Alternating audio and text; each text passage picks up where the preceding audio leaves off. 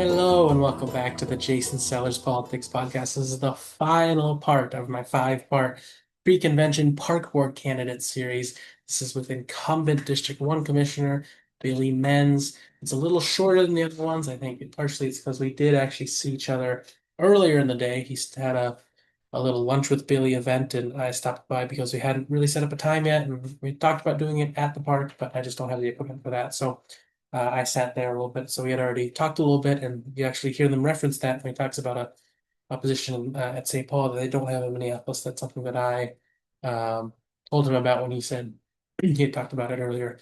He brings an education background. He currently works at Edison High School, and he brings experience. He's the incumbent District 1 commissioner. There's only one other challenger who was on the podcast 2 episodes prior. So enjoy my talk with Billy Menz. He is doing it in his backyard, so it does cut out a little bit. And you can hear some wind chimes and stuff. I'm not too worried about it. I do take partial responsibility just because we weren't able to really set something up in stones. So enjoy my discussion with incumbent District 1 Commissioner Billy Menz. Hello. Hi, Jason.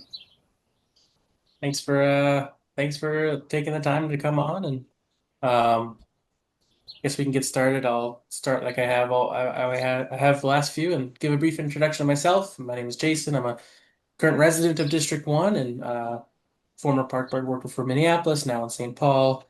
So let's just have yourself give a little introduction and your relationship with Minneapolis. And did you move here? Did you grow up here? Yeah, I'm Billy Menz. I've lived in Minneapolis since 2009. I had a brief break to Philadelphia for my wife's fellowship and moved right back to the same house in Northeast. And I currently serve on the Minneapolis Park Board as the District 1 Commissioner. I was elected to that office in 2021, and I'm an ESL teacher at Edison High School, mostly in math classrooms. Yeah, so what is one thing you're most proud of over your last term, whether it's something that you pioneered yourself or something the whole board came to a resolution on? I mean, I think there's a lot to be proud of out of this board. This was a really tough question. I think one thing that I've led is a focus on field spaces and diamonds.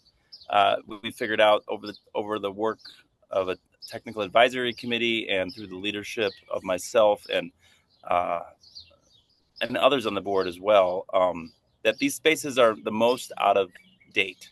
So it's brought an attention to spaces that create micro communities within the park board around teams and athletics and youth sports, which is really important. So now we have a plan, and we've been really be able to address girls sports through this, and especially our dearth of softball fields that weren't built when they could have been built because of, honestly, a little bit of poor planning. So we're trying to recover from that poor planning from about 15 to 20 years ago, and get spaces that are appropriate for girls athletics along with boys athletics.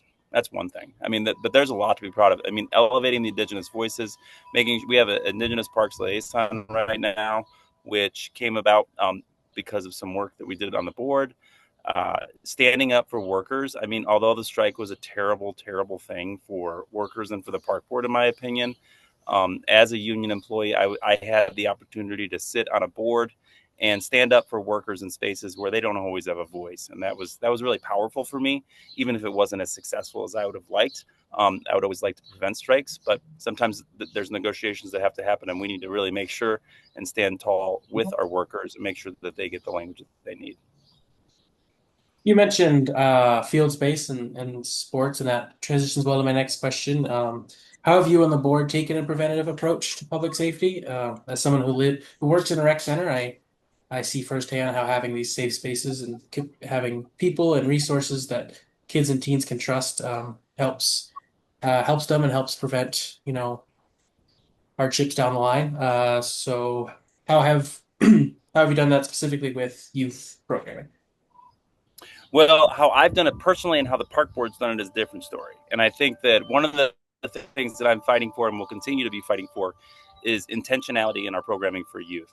That we need to be very intentional with what we're doing for youth and how we're creating those relationships. And sometimes we stay stuck in the status quo, and we're trying to move from that. one thing that I'll be proposing is more. And Jason, I appreciate you sending me. You work for St. Paul Parks, and they have a position like this where that we have workers who are in the schools and in the parks. And I think that that's something that's missing from Minneapolis Park Board. We don't have a direct connection between our schools to our parks. And I'm talking like, let's hold your hand and walk you from school to the park building. Sometimes that is necessary. The relationship that you have at school can also build on the relationships that you have with the park. And when a young person walks into a park building, walks into a rec center, they're seeking something, and it's a relationship. And we need to be responsive to that. We need to have our workers ready for that. And we need to be willing to build those relationships so that we can prevent some of the violence that we see or some of the inactivity that we see in our young people. I mean, our young people, I think, are under attack. They're under attack from social media. They're under attack from their own anxiety. They're under attack, and they're literally under attack from guns at times. And we as adults in their lives, we as institutions who leverage public dollars, we need to intentionally program. We need to intentionally make sure that we are doing everything that we can to provide those relationships that we know our young people need. Yeah, I know that I've mentioned this in other podcasts, but the relationships is a big part that I like about my job. I know that in my position, I could be transferred to another rec center pretty immediately, and it would be hard to have to rebuild those and lose the ones that I've made with the kids that I see at the desk or interact with at my job. And then also regarding public safety, and this is something I thought of when I was working at the Minneapolis Park Board, and I didn't really know how to help people if something were to come up. So could you support more park board sponsored free ways for community members to help other community members? Ideas that I had were, pop up first aid trainings and Narcan trainings and having educational literature about those, like at a booth or, small incentives. I think that those things are all great ideas. The Narcan trainings actually really popped out to me because in my work on the park board, I've found different groups that are seeking Narcan stations, and Narcan is it's a harmless thing, but it's a very preventative entity for users of drugs. It's an emergency situation. And a friend of mine who is a teacher friend was like, well, do we really want to have Narcan stations in parks? And I'm like, well, we need them in close proximity to people. Parks are a 5-minute walk for everybody in the city. Why not have a Narcan station? People have this misconception that it encourages drug use. And I said, well, having a fire extinguisher in a park building doesn't encourage us to put buildings on fire. So reframing those things is really important, and using the park space as a resource for community safety. Because having Narcan stations available, if everybody knew that there was one in a park, that helps ensure public safety. We know that then. So that was a really interesting piece that you put in the question. I know I was talking to current council president Elliot Payne a couple years ago about a safe use kind of information site that they were trying to get running, and there's a lot of worry that it would encourage use, where in reality it's just about harm reduction. Um, and this is kind of similar to Absolutely, that. harm reduction. I mean, my wife has worked in harm reduction for decades, and it's not an encouragement to use. It's a misnomer, and it's an easy way for people to just avoid the responsibility of public safety. Yeah, and this kind of goes alongside it, but there's been a lot of coverage on unhoused people in the parks, whether it's a whole encampment or just somebody looking for a place to rest after, they need somewhere to sleep or something. So what approaches have you taken to help these community members while also balancing the safety and comfort for families who I mean, it's valid to be concerned when you have, children and there's somebody who's sleeping in the park. Yeah, I mean, the houseless. I've worked with the homeless population since the beginning of my career. When I was in Austin, Texas, I got to know the homeless populations of Austin very well, and understood a little bit better what they were going through and why people are on the streets and what is happening for them in their lives that they're forced to sleep outside or sometimes choosing to sleep outside. So this is something that's pretty important to my heart. The last board had to deal with this in a lot stronger way than our board did, because we did have large encampments in parks. That's something that we really can't have. We can't have large encampments of homeless or houseless people in community parks because it does present a safety risk.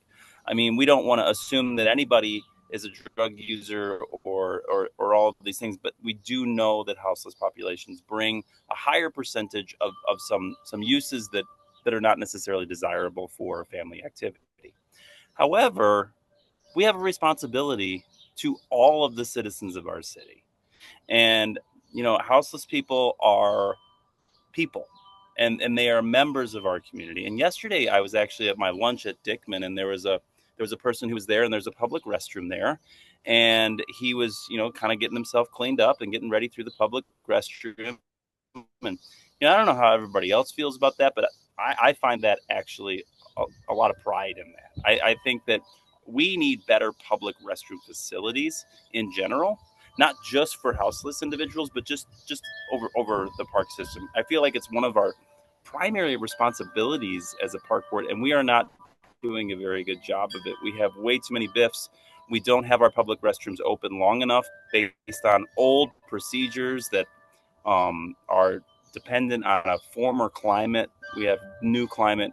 So one of the things that I'll be focusing on in the next term is, increasing our public restroom access to where we don't have, where we're allowing and we're kind of encouraging more of that. Even if I've even made the suggestion that even if we have, BIFs or porta potties around, why can't we build a structure that's around that to make it a little bit more, appealing to the eyes, but also things.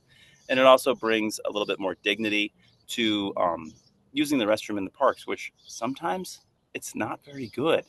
And we need QR codes. We need we need people to be able to give us feedback on their experience in those restrooms so that we can understand the need, because I believe it's one of the most accessible.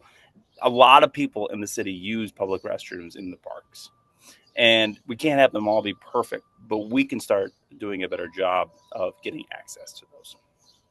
I know public restrooms is something that has been talked And about as a homeless people, yeah, and homeless people access. And I was in Hawaii one time, and the public restrooms had multiple. There's lots of homeless people who would go and use them, and it was the morning routine, and it didn't seem to be that chaotic. The man that I saw yesterday, this is how people get their basic needs met. And if we as the public institution can provide that without creating a public safety risk, we should be doing that. And just because a houseless person is using our restrooms doesn't make it a public safety risk. Just because a houseless person is sleeping on the bench in our park doesn't make it a public safety risk. It makes it a public responsibility, in my opinion. I know, yeah, that I've seen a lot that Minneapolis in particular is very lacking in public restrooms, especially downtown. I know where I was working downtown last year, it was just, yeah, two BIFs, and they were only open when staff were present, which was depending on the day, either 4 or 8 o'clock. And there was a little gate around them, and people would cut around the gate or, be able to push it enough to get under it in the middle of the night. Um, That's capital so investment. It's an investment. It's dollars, mhm, and I believe it's a good reprioritization. mhm. So moving on to this is also, I guess, public health related, but what steps are you taking on the park board for climate efficiency and doing your part, whether no matter how big or small, to fight the climate crisis and achieve cleaner air and water?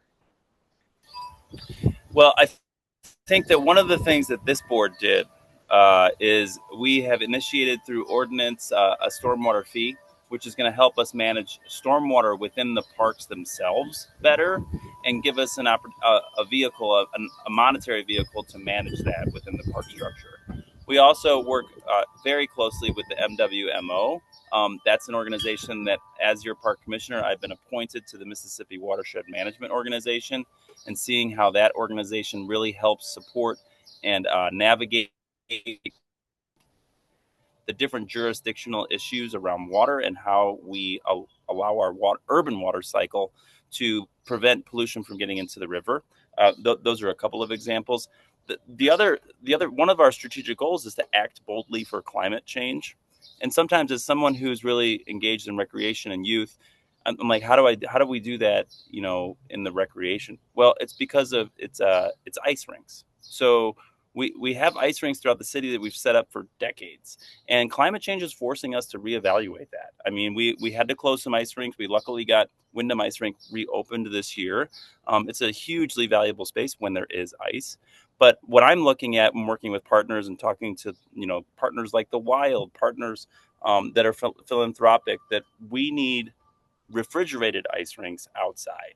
So I don't know how there should the first one will most likely, hopefully, if we can get the money allocated, we have a group that's raising money over at North Commons Park. And what that would do is it create consistent ice for a longer period of time. We'd probably have it for 3 or 4 months instead of intermittently, because it would be refrigerated. It is a higher cost, but it's also a more predictable source of ice. It could be a revenue generator, and it would really act. The Minneapolis park system can't not have ice, right? Like hockey and ice in the winter, it's iconic for this space. So how do we adapt and make sure that we're providing that experience for not only this generation but future generations in a responsible way? But the reality of having ice rinks at every park in the system is not going to be the case. So we've got to adjust, and we've got to be bold, and we've got to figure out. But that takes community engagement and making sure that we're being intentional with when we decommission or don't set up an ice rink in a certain park, and when we do, how do we decide that? What can the park board do to support pedestrian and transit safety on parkways and other park-owned properties? And have you ever, or would you ever support part-time or full-time parkway closures to vehicles?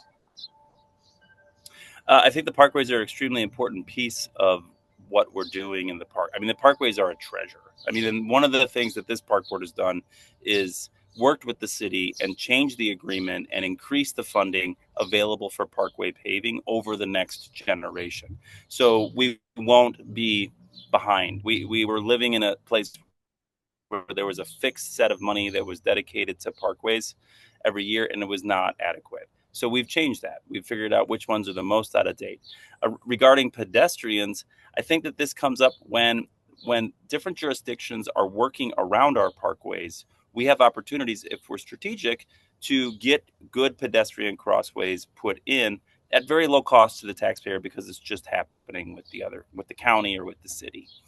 So those are some ways that I think that we can improve those crossings on the parkways.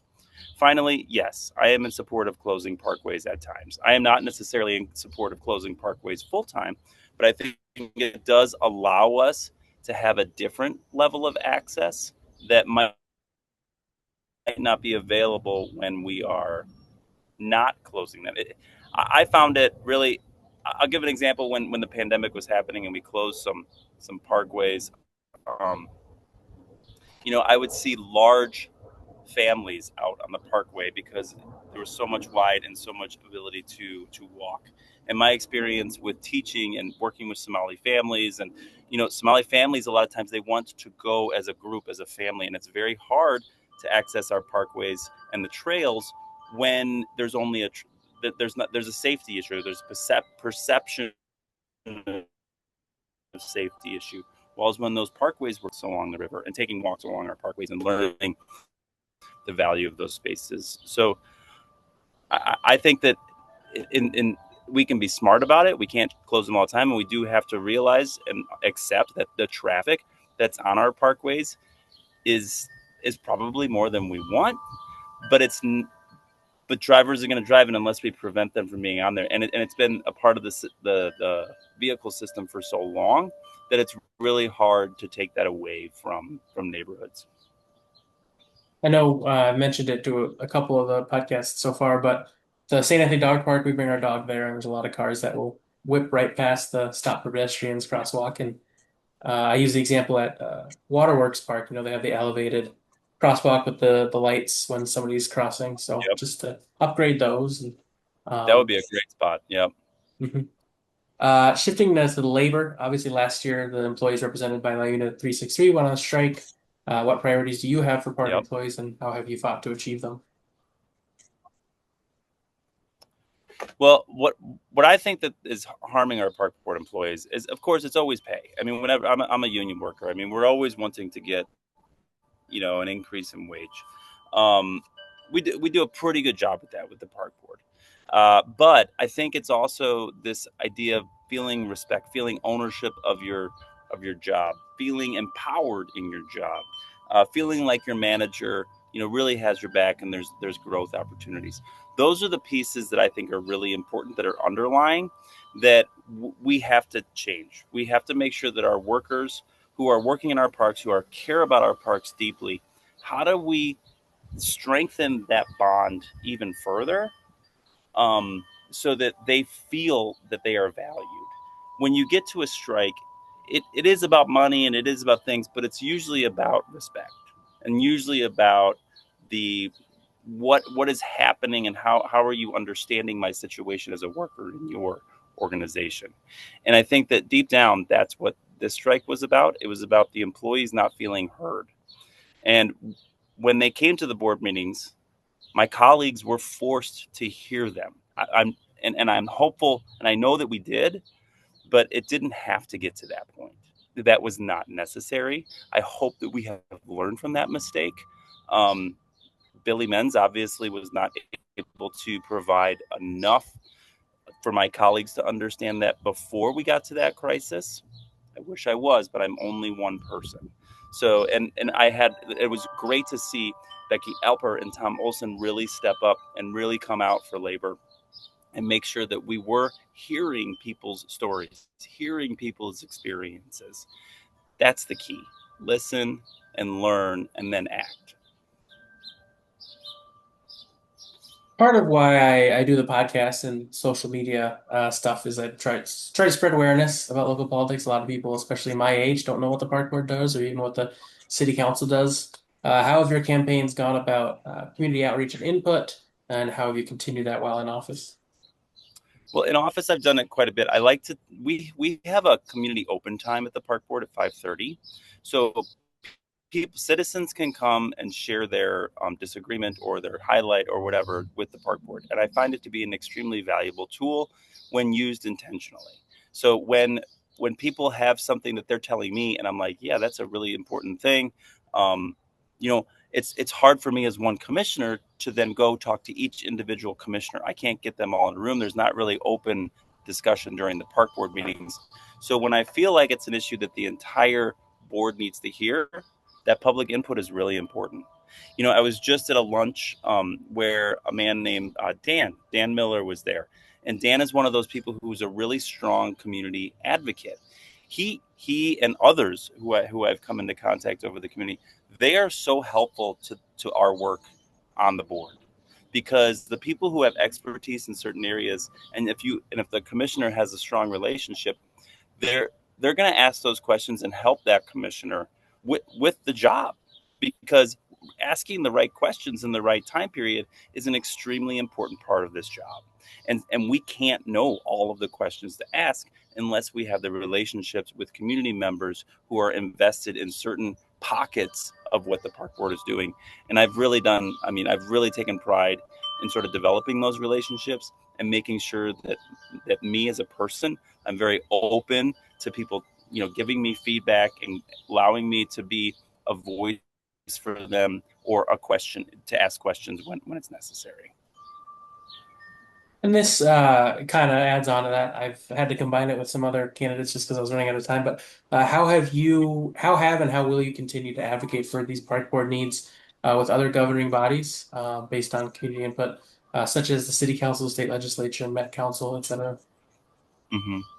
Well, it depends on which boards we're appointed to. But I can tell you an example. Like yesterday, I'm on the St. Anthony Falls Heritage Board. There's a lot of elected officials on that board, because there's so many different jurisdictions that have, sort of influence or impact on that space down by St. Anthony Falls. Well, I mean, some of us might be aware of a of a harmful monument in our community down at BF Nelson Park called Pioneers Monument. There's been a lot of outreach done around the harm that monument is doing to our indigenous brothers and sisters, and also just that it's an inaccurate representation of the history. And it's a big, large monument. It was that we acquired it from the city about 20, 30 years ago. It's been there. It has now come under fire and a lot of vandalism. Well, yesterday, because there's so many elected officials there, and the St. Anthony Heritage Board sort of oversees, doesn't really oversee, but is an advisory body for that area. There's a woman on that committee, Sally Grants Korsh, who has been very active in getting that research, getting Indigenous communities engaged. There's a study been done by Angela Two Stars of NACD, so that study was presented, and then we put forward a motion to say the recommendation from NACD that this monument be decommissioned and removed, and that we voted on it, and it's unanimous. So there's no funding associated with that, but what it is it's an example of us, making sure that the public and different entities, especially the park board, who's going to be responsible for a lot of that, sees that there is consensus here. This is something that we need to remove, that we need to work on repairing our relationship with our Native communities, and this is a way for us to act and do that. So I'm hopeful that as the park board now takes up that issue a little bit deeper, that we feel empowered because we know that there is widespread support among the elected community that this is something we should be working on in concert with the city. I feel like there's some responsibility from the mayor's office too to help us fund how we're going to remove that, now that we know that is the consensus. We need to remove this harmful monument. All right. Well, yeah. So just before we go, let's get your parting message. Why you're running. What are your goals? I suppose you vote for you. Your little elevator pitch, if you will. Well, my elevator pitch, I guess, at this point is, since there's a race. I mean, District 1 has a choice this time. Last time, I was the only person running in District 1 for the DFL endorsement, and the DFL endorsed me resoundingly. I was very proud of that. This time, we have a choice, and my opponent and myself have very similar views politically. I think that we have very similar mindsets around the political environment. So what you're basically voting for is the person. And I believe that we are stronger on this board currently because we have someone who is a teacher, who works with youth, who understands our field spaces. There are so many different hats that I bring to the board and this is not about ego. This is just about like these voices, these pieces of who I am as an individual in my profession and in my personal life. I feel like are really valuable to this board. My ability to question things and stand up, but then also my ability to have an open mind and look at things deeply is a really important tool for us to get things done for District 1. Finally, when we're looking at two candidates and they're pretty similar, continuity is important here. If we go into next term and Billy's the commissioner, there's a continuity there. I don't think that we're losing much or anything at all, but we might be losing something if we don't have that continuity and we have a new commissioner who I'm not enemies with my opponent, but it's a hard job. You've got to learn it, and it takes time to figure out how to get through these processes. I'm ready there, and I think I'm ready to go, and I think that we're going to get a lot more done for Northeast and for the city if we reelect Billy Menz. All right. Well, yeah. So thanks so much for your time. Thanks for taking the time to come on, and I'll see you at the convention. Jason, really appreciate what you're doing here. I mean, as someone who started a street newspaper in Austin, Texas at the beginning of my career, public like this type of media is extremely empowering for groups and extremely empowering for our democracy. So I really congratulate on what you're doing, and I hope that your podcast finds a lot more success because it's a necessary piece of the media environment and a necessary piece of our local democracy. Thanks. All right. Thanks. See you later, Jason. See ya. All right, so that does it for my 5-part pre-convention park board podcast series.